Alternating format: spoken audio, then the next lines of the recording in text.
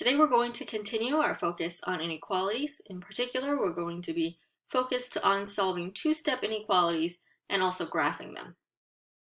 So here's example 1. We have 2x minus 4 is greater than 8. So in this one, we're trying to get x by itself. We'll start off by adding 4 to both sides. And that leaves me with 2x is greater than 12. And to get x by itself, I'm going to divide both sides by 2.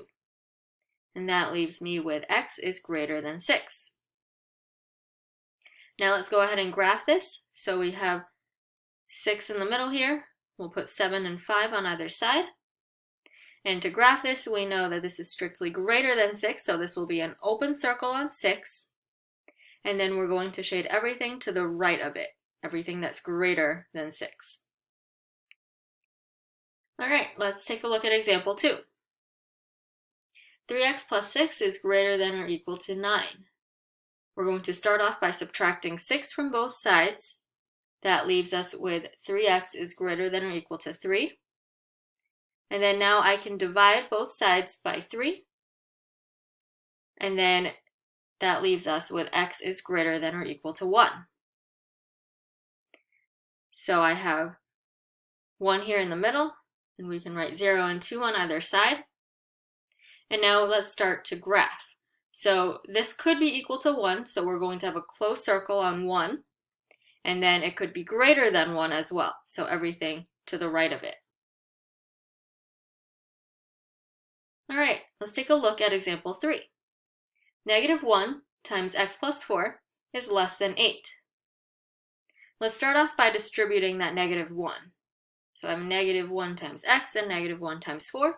So I have negative x minus 4 is less than 8. I'm going to add 4 to both sides. So I have negative x is less than 12. We'll go ahead and divide both sides by negative 1. And that leaves me with x is greater than negative 12. Remember, anytime you multiply or divide by a negative number, you have to flip the inequality. All right, so now let's go ahead and graph this. So negative 12 is right here in the middle, and we'll put negative 11 and negative 13 on either side. This is strictly greater than negative 12, so this is going to be an open circle on negative 12, and then I'm going to shade everything to the right of negative 12. All right, let's look at example 4. X minus 2 all over 4 is less than or equal to 4. Let's start off by multiplying both sides by 4.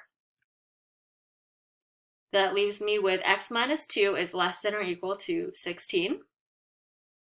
I can add 2 to both sides, and that leaves me with x is less than or equal to 18.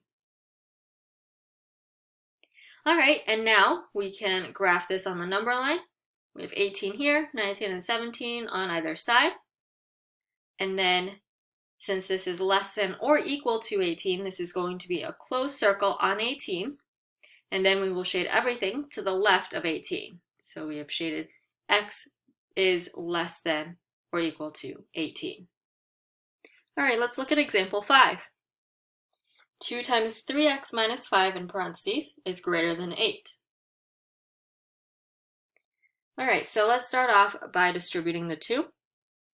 So 2 times 3x and 2 times negative 5. So that would be 6x minus 10 is greater than 8. All right, and then to get x by itself, we will add 10 to both sides. That leaves us with 6x is greater than 18. And then we can divide both sides by 6. And that will leave us with x is greater than 3. So to graph this, we will put 3 in the middle there, 4 and 2 on either side. And this is strictly greater than 3, so this will be an open circle on 3. And then we will shade everything to the right of it. All right, example 6. X plus 3 divided by negative 2 is greater than 1. Let's start off by multiplying both sides by negative 2. Now here we're multiplying by a negative number, so I'm going to need to flip the inequality. So this is going to be x plus 3 is less than negative 2. Now we can subtract 3 from both sides, and that leaves us with x is less than negative 5. Now to graph this on the number line, we have a negative 5 here. We'll put negative 4 and negative 6 on either side. This is strictly less than negative 5, so this will be an open circle, and then we'll shade everything to the left of negative 5. Okay, we have one more example today. 8 is less than or equal to 2 plus 2x. All right, so to get that x by itself, I'm going to start by subtracting 2 from both sides. That leaves us with 6 is less than or equal to 2x. Then I'm going to divide both sides by 2, and that leaves us with 3 is less than or equal to x. Now you'll notice this is different from the other examples we've done up to this point because x is on the right-hand side. If we want to make it so that it looks the same as the other examples, we will have to move the x over to the other side and make sure that the inequality is still open towards the x. That means this would be x is greater than or equal to 3. That's the same as saying 3 is less than or equal to x. It's still open towards the x and pointing towards the 3. All right, now let's graph this. So we have 3 in the middle here, 4 and 2 on either sides.